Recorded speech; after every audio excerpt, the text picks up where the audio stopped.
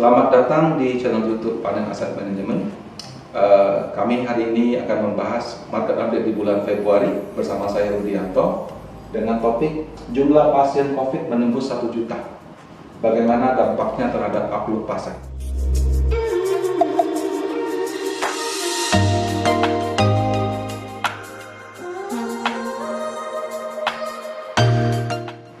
Mari kita lihat slide ini. Ini saya ambil dari website resmi pemerintah COVID-19 ya, .go.id per tanggal 30 Januari jam 12 siang yang terkonfirmasi positif COVID 1.066.000. Kemudian kalau kita lihat yang sembuh 862.000, yang meninggal 29.000, kasus aktifnya 174.000. Kasus aktif itu apa sih? Kasus aktif itu artinya orang yang terdeteksi positif COVID-19 belum sembuh. Nah, inilah yang biasanya diisolasi mandiri, yang biasanya masuk rumah sakit, masuk wisma atlet, ya, atau di tempat-tempat rujukan pemerintah. Nah, problemnya mungkin saja kalau yang masuk rumah sakit ya mungkin bisa terkontrol.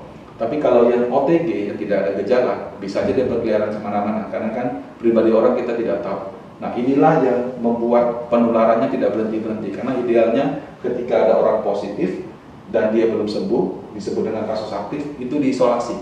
Apakah itu di rumah, apakah di rumah sakit, apakah itu di tempat-tempat yang ditunjuk pemerintah, dan diawasi dengan ketat supaya tidak kemana-mana. Ya. Jadi saya lihat negara-negara yang melakukan pengendalian terhadap COVID biasanya fokus di kasus aktifnya. Nah, memang disayangkan. Jadi untuk dibandingkan dengan negara-negara di Asia, saat ini kita punya kasus aktif bisa dikatakan yang paling tinggi. Dan kemudian dengan penambahan jumlah kasus, otomatis view orang terhadap Indonesia juga, wah ini bisa nggak ya pemerintah menangani COVID-19? Kalau tidak bisa, mungkin investasi asing jadi akan agak tertunda. Karena sekarang kalau dia bangun pabrik, nggak cuma lihat pajaknya berapa, nggak cuma lihat UMR-nya berapa, dia juga lihat kalau saya buka pabrik terus sebentar tutup karena COVID-19, itu kan berpengaruh terhadap kelangsungan bisnis. Tapi kalau kita lihat secara sehari-hari, kita dari istilah PSBB, sekarang PPKM. Apakah PPKM ketat? Ya mungkin setiap orang punya pendapat berbeda. Tapi kalau kita bandingkan dari dengan yang kita alami deh bulan Maret April tahun lalu. Kalau Maret April tahun lalu kita datang ke mall yang buka cuma supermarket. Sekarang kalau kita datang ke mall semuanya buka, cuma tutupnya jam 8, tadinya jam 7. Ya, kenapa? Kalau tutup jam 7 orang pulang kantor ke sana nggak sempat makan karena last order jam 6. Tapi kalau ditutupnya jam 8, last order jam 7. Jadi orang masih sempat makan gitu. Nah, jadi saya melihat memang sudah pasti ada pro dan kontra. Tapi kalau kita terlalu ketat tentang pengendalian, ekonominya juga akan susah. Jadi sebetulnya yang dibutuhkan itu adalah penegakan hukum. Jadi kalau misalnya berkerumun dibubarkan, kalau misalnya yang melanggar aturan berkumpul juga dibubarkan. Nah, jadi kalau itu dilakukan dengan ketat, ya mudah-mudahan kondisi kita lebih baik. Nah, sekarang pertanyaannya bagaimana dampak terhadap ekonomi sebetulnya? Nah, di sini saya dapat satu sumber data yang cukup bagus dari Google News, yang kalau kita klik ya, Bapak Ibu klik, nanti akan diarahkan tentang data COVID Indonesia dan juga dunia. Ini adalah update tentang corona yang disediakan oleh Google, ya. Dan karena oleh Google datanya juga live. Jadi mungkin kalau misalnya Bapak Ibu buka link yang sama di bulan Maret dengan nonton video saya dengan yang saya presentasikan di bulan Februari ini, bisa saja hasilnya sudah berbeda seperti itu. Ya. Jadi di sini kalau kita lihat contoh Indonesia total kasusnya 1.089.000. Padahal kalau kita lihat per 30 Januari lalu 1.066.000. Jadi memang sudah ada kenaikan. Kasus baru ini ada datanya 14 hari pertama berapa, yang meninggal berapa. Nah, di sini ada data perbandingan juga total kasus Indonesia dengan seluruh dunia. Jadi seluruh dunia sudah 103 juta, Indonesia sekitar 1 juta atau 1%-nya. Walaupun memang banyak yang masih mengatakan kita jumlah tesnya masih kurang banyak, dan positivity rate ya, atau kalau di dunia itu dari 100 orang yang dites itu 5 orang positif, sekitar 5%. Kalau Indonesia dari 100 orang yang dites 25 orang positif. Jadi mungkin karena jumlah tesnya kurang banyak dan yang dites sudah punya gejala, kita dapatnya lebih banyak. Jadi memang itu menjadi salah satu kritik kepada Indonesia bahwa kok jumlah tesnya tidak bisa seperti negara lain yang lebih banyak seperti itu. Nah, ini jumlah kasusnya. Nah, jadi kasus harian atau kasus baru harian kita masih belum mampu melandaikan atau menurunkan. Sempat kita landai dan turun di Oktober 2020. Jadi dia sudah naik kemudian turun perlahan-lahan. Nah, kemudian di sini mungkin orang dapat berita tentang vaksin, ya kemudian melihat angkanya sudah turun, mungkin sudah nggak tahan juga di rumah, jadi apalagi banyak libur gitu ya, jadi ada kenaikan lagi sampai sekarang. Nah, di sini ada data baru yang menurut saya di website yang dulu COVID-19 nggak ada, yaitu jumlah vaksin. Nah, kalau kita klik totalnya, kalau kita lihat totalnya kita bisa tahu, jadi per 31 Januari 2021 sudah 515.000 orang yang diberikan vaksin. Ya mungkin yang pertama-tama yang lagi tes, kemudian yang kedua itu adalah yang seperti pengumuman pemerintah. Jadi ada tenaga kesehatan, kemudian yang di garis depan. Lagi divaksin juga bukan berarti kebal Bapak Ibu.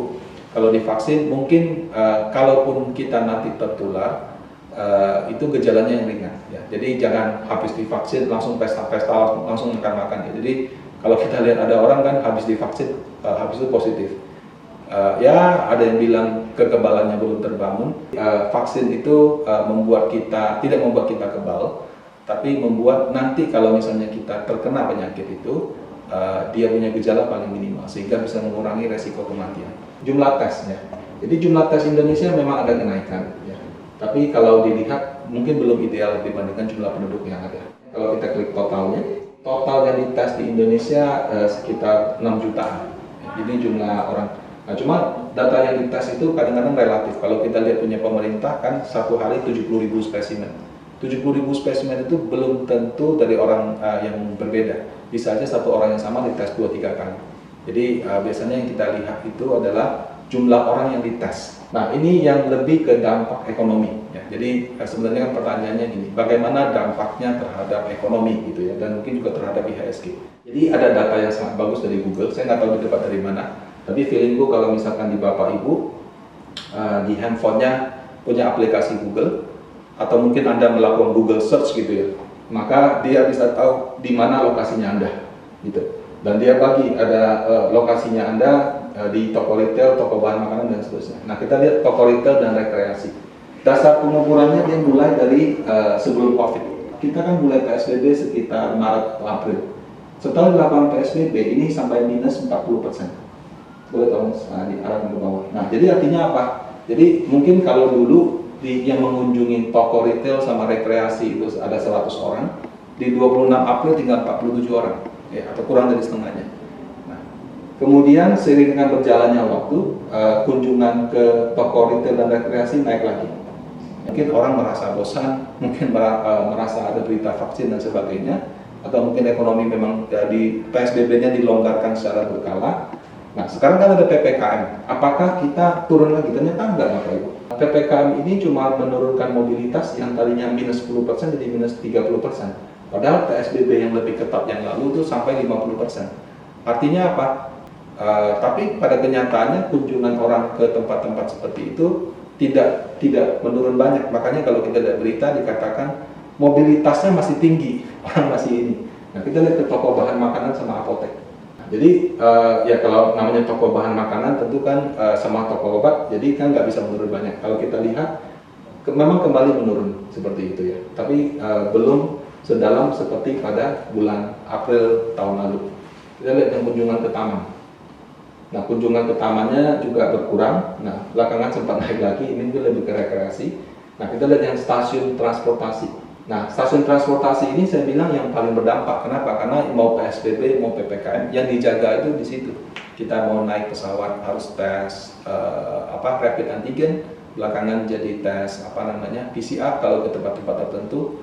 Kemudian kalau kita mau naik kapal, kita mau bus antar kota, itu juga harus ada tes. Kemudian pada saat PSBB menurun sampai hampir 70%, sekarang kita lihat PPKM itu 40%. Artinya pengendalian mobilitas itu tidak seketat seperti pada waktu itu. Ya, kita lihat tempat kerja yang WFH-nya dari 50 jadi 75%.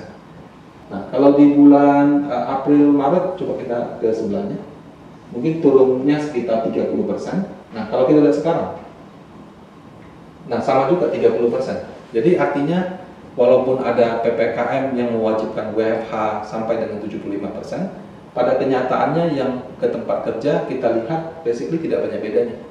Ya. Jadi sekali lagi ini data Google, saya nggak tahu mereka ambilnya seperti apa. Apakah PPKM ini membuat orang bekerja di rumah lebih banyak?